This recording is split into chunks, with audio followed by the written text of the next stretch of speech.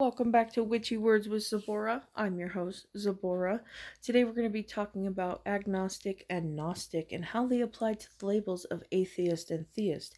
Now, I do believe I have done a witchy word on atheist and theist, so go back and watch that if you want to, but we will cover a brief summary here on this video. Now, an atheist is someone who simply lacks a belief in a God. That is not the outright denial that gods don't exist. That's not saying that people don't believe in spirits. That's not saying you don't believe in magic. That doesn't say that you don't have a religion or that you can't have a religion, because there are plenty of atheistic religions out there. Have you ever heard of secular Buddhism? That's atheistic. In fact, the Buddha himself was an atheist. And if you need more information about that, I'm going to leave a link down below to this lovely article explaining the origin of Buddhism and Hinduism, and it's linked to Jainism, and it's going to be all wrapped up in this pretty little bow for you guys to go ahead and read if you have that comprehension skill. Now, an atheist, if they do deny the existence of God, still lacks a belief in that God. So we use the broader term of lack belief in a God or gods for the term atheist. A theist is simply someone who does believe in a God. Now, it does break down from there. The dichotomy is atheist or theist. If you're not convinced, then you certainly don't believe, and you would be atheist.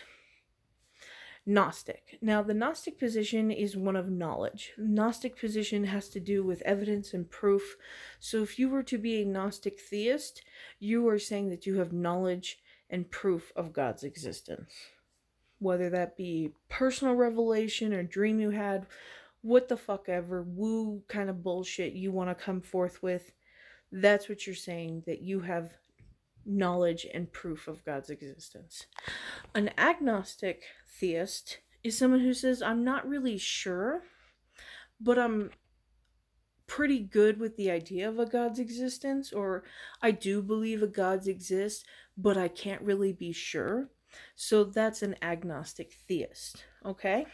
An agnostic atheist, again, this is the only honest position I believe you can hold, is someone who lacks in a belief in a God or gods, but is not 100% certain about that. I'm pretty sure gods don't exist, but I cannot honestly be 100% certain about that, because I do not have that knowledge. I would have to have the knowledge of a God in order to believe in a God. And clearly, I don't have the knowledge of any gods. So I'm an agnostic atheist, okay? I'm not convinced because of a lack of evidence, if you really want to know. So if you have evidence, bring it forward, because I'm open to evidence. I would love to be convinced that I'm wrong about a God. Unfortunately, the only thing that I've ever come across were fallacious arguments. And, the more religions I've studied, the more I've kind of understood that it's all man-made, in my opinion. So, yeah, that's an agnostic atheist. A Gnostic atheist, sometimes they're also called anti-theists, are 100% certain there are no gods. That they lack a belief in gods, and gods is totally, well, it really doesn't have to be said, because they are like the hardcore, firm, I have knowledge, I have evidence, there are no gods kind of atheists. And usually the Gnostic position holds the burden of proof. So someone who says there are no gods holds a burden of proof. That is a claim statement.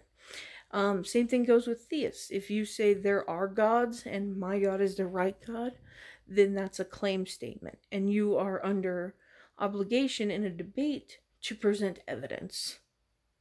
So, I hope that you guys have enjoyed this witchy words on agnostic and Gnostic and how they apply to the labels of atheist and theist.